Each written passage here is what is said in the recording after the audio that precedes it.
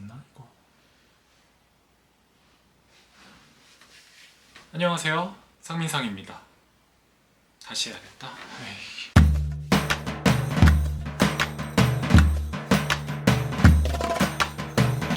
안녕하세요, 상민상입니다. 이렇게 인사를 드리네요. 유튜브를 시작하게 됐습니다. 사실 저를 좀 아는 분이라면 아주 민망한 상황인데, 왜냐하면 제가 지난 몇 년 동안 호언장담을 했었거든요. 나는 절대 유튜브 같은 거 안 한다, 늘 이야기를 하고 다녔는데 이제 허언증 환자가 돼버렸죠. 이렇게 유튜브를 시작하게 됐습니다. 그럼에도 불구하고 왜 유튜브를 하게 됐는지는 나중에 기회가 된다면, 구독자 한 500명 정도 되면 그때 한번 얘기를 해보도록 하겠고요. 오늘 이제 영화 이야기를 할 겁니다. 오늘 제가 준비한 이야기는 아마도 올 하반기 최고의 흥행작이지 않을까 해요. 리수관 감독의 베테랑2에 대해서 이야기를 해보도록 하겠습니다. 그런데 제가 영화 평론가도 아니고 영화 전문 리뷰하는 유튜버도 아닌데 무슨 얘기를 하려고 하지? 라고 하실 수도 있을 것 같아요. 근데 아무래도 제 직업이 브랜드 마케터이다 보니까 직업적 관점에서 보이는 것들이 있더라고요. 그래서 오늘은 베테랑2를 좀 브랜드 관점에서 살펴보도록 하겠습니다. 베테랑이 앞으로 성공적인 브랜드로 자리할 수 있을지, 그리고 이미 성공적으로 자리 잡은 범죄도시 시리즈와 비교를 하면서 그 둘의 차이는 뭐가 있을지, 브랜드 마케터가 바라본 베테랑2 이야기 지금부터 시작해보도록 하겠습니다. 본격적인 이야기에 앞서서 흥미로운 자료 하나를 보실게요. 바로 IBK 기업은행의 영화 투자 체크리스트인데요. 최근에 이게 공개가 돼서 아주 화제가 됐죠.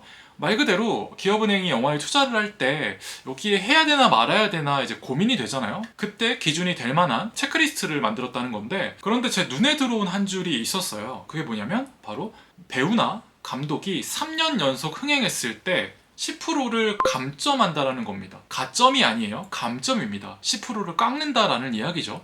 처음에는 보고 좀 의아했었어요. 왜 그러는 거지? 3연속 흥행을 했다라는 거는 다시 말해서 성공 방정식을 이미 가지고 있다라는 건데 굳이 왜 10%를 깎는 걸까? 라고 의아했었죠. 근데 이게 곱씹을수록 굉장한 통찰이었다라는 생각을 하게 되더라고요. 우리가 보통 기대 이상의 성과를 거뒀을 때, 심지어 그 성공이 연달아 이어질 때 우리는 보통 거기에 몸을 기댑니다. 브랜드들도 마찬가지예요. 하나의 브랜드 캠페인이 성공을 하면은 그 다음에나 멀지 않은 시기에 2회, 3회 연속해서 그 캠페인을 이어가죠. 자, 여기서 그럼 베테랑2 이야기를 해볼게요. 전작인 베테랑1이 관객수가 1300만 명이 든 엄청난 성공작이죠. 그런데 놀랍게도 베테랑2는 그 전철을 밟지 않습니다. 그 성공 방정식을 따르지 않아요. 개인적으로 참 놀라웠던 부분입니다. 베테랑1을 생각해보면 아주 간단했어요. 서도철 형사를 중심으로 한 강력수사대와 그리고 조태호를 중심으로 한 신진그룹 사이의 대결, 말 그대로 선과 악의 대결 구도죠. 권선징악의 구도고요. 그런데 이 편은 조금 그보다 복잡합니다. 우리가 소위 비질란테라고 부르는 사적 제재를 소재로 하고 있고요. 그 속에서 정의란 무엇인지, 또 이 서도철 형사가 겪는 갈등, 그리고 갈팡질팡하는 모습들이 조금 어두운 색깔로 그려집니다. 저는 전체적으로 베테랑2를 보면서 그런 걸 느꼈어요. 류승환 감독이 전편과는 다르게 찍겠다라고 하는 어마어마한 의지가 있었구나. 참 놀라운 부분이었습니다. 베테랑2의 결말과 쿠키를 보시면 다음 편을 암시하고 있습니다. 바꿔 말해서 베테랑이 이제 하나의 시리즈로서 계속된다라고 하는 거를 어렵지 않게 알 수 있죠. 만약에 베테랑이 시리즈화 된다면 우리는 자연스럽게 또 다른 한국 영화 시리즈를 생각을 할 수밖에 없습니다. 똑같이 형사를 주인공으로, 특히 아주 강력한 캐릭터의 형사를 주인공으로 한 아주 유사한 형태의 또 시리즈가 있죠. 바로 범죄도시입니다. 그런데 참 재밌게도 범죄도시 시리즈는 베테랑2와는 정반대의 길을 가고 있어요. 말 그대로 성공 방정식을 정말 착실하게 따르고 있죠. 이 마석도라고 하는 정말 괴물과도 같은 그런 형사를 중심으로 해서 1편의 성공 이후에 2편, 3편, 4편 어떻게 보면 같은 성공 방정식으로 나아가고 있고, 그게 이 시리즈의 성공을 이끌긴 했죠. 1편 이후에 2, 3, 4편 모두 1000만 관객이 들어오면서 말 그대로 지금 우리나라 영화 프랜차이즈 중에서 가장 성공적인 흥행 가도를 달리고 있습니다. 그런데 아까 처음 말씀드렸던 IBK의 영화 투자 기준, 3연속 흥행한 감독이나 배우의 작품에는 10% 감점을 한다는 거를 저는 범죄도시 시리즈를 보면서 조금 더 확신을 갖게 되는 것 같아요. 연속된 성공은 그 성공 방정식에 기댈 수밖에 없게 만들죠. 동시에 실존하는 문제를 좀 가리기도 합니다. 분명히 어떤 문제들이 있는데 그런 걸 흐린 눈으로 보게 된다는 거죠. 범죄도시 시리즈가 지금 걷고 있는 길이에요. 성공이 너무 보장돼 있다 보니까 고쳐나가야 되는 것들에 점점 품을 덜 들이게 되고, 그런 것들을 흐린 눈으로 보게 되는 현상이 없지 않습니다. 범죄도시는 보지 않아도 이미 본 것과 다름없는 효과가 있습니다. 우린 알고 있어요. 마석도가 어떻게 등장할지, 오프닝 씬에서 시민들을 괴롭히는 어떤 그런 불량배나 양아치들을 마석도가 어떻게 혼내줄 건지, 뭐 시시껄렁한 농담도 하겠죠. 그리고 또 빌런이 등장을 할 거고, 빌런이 온갖 악행을 벌이겠지만 결국 마석도한테 별다른 생채기를 못 내고 죽도록 두드러 맞을 겁니다. 이미 우리는 다 알고 있습니다. 마석도라는 캐릭터는 이미 탈인간화 됐죠. 히어로가 됐습니다. 그렇기 때문에 우리는 마석도라는 캐릭터를 보면서 어떤 동질감이나 공감도 얻을 수가 없어요. 우리 주변에는 그런 사람이 없기 때문이죠. 우리는 마석도를 통해서 말초적인 카타르시스만 얻게 됩니다. 물론 그것이 범죄도시를 성공으로 이끈 주요한 이유긴 하겠지만, 그런 말초적인 것들은 한계가 있죠. 도파민만으로 세상을 살아갈 수 없는 것처럼요. 혹시 베테랑 3나 4에서 생각나는 대사 있으세요? 1이나 2에서는 명대사들이 되게 많았던 것 같은데 3 이후부터는 잘 생각이 나지 않습니다. 저는 그게 범죄도시라는 브랜드가 지금 처한 위기라고 생각을 해요. 분명히 기시감은 드는데 남는 게 없는 거죠. 휘발되고만 있습니다. 브랜드로 치면 그냥 자극적으로 소모만 되고 소비만 되지 사람들에게 남는 게 없다라는 거예요. 앞으로도 범죄도시는 계속 만들어지겠죠. 뭐 이후에 지금 5, 6, 7편 막 이렇게 계속해서 제작을 하고 있다라고 하니까. 그런데 뭔가 변곡점을 만들지 않으면 저는 앞으로도 이 범죄도시 시리즈가 1000만 영화가 될 수 있을까?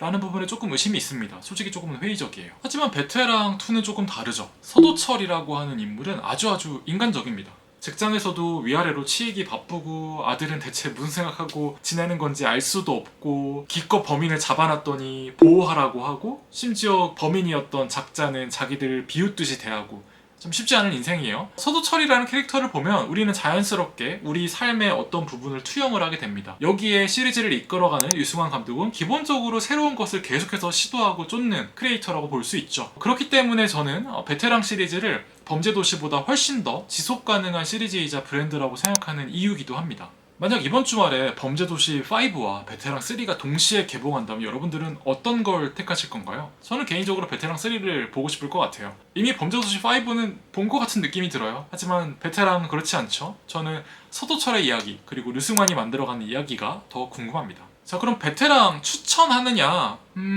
추천은 하는데요. 뭐 추천해? 이 정도? 그만큼 장단이 아주 분명한 영화입니다. 실제로 지금 유튜브에서 설왕설래가 많죠. 그만큼 장단점이 아주 분명한 영화예요. 전편의 성공 법칙을 따르지 않은 건 꽤나 의미 있는 결단이고 용기지만, 그런 좋은 의도가 늘 좋은 결과를 만드는 건 아니죠. 여러모로 베테랑2는 아쉬움도 많이 남습니다. 가장 아쉬운 건 오프닝입니다. 오프닝 너무 아쉬웠어요. 가끔 영화를 보다 보면 어떤 한 씬이 영화 전체의 퀄리티를 좀 떨어뜨리는 때가 있는데, 제게는 이번 베테랑2의 오프닝이 그랬습니다. 오프닝만 아니었어도 과감하게 또 자신있게 추천을 했을 텐데, 오프닝은 좀 많이 아쉬웠어요. 조금 기시감이 들었던 부분도 있어요. 바로 류승환 감독의 전작인 밀수가 저는 그랬거든요.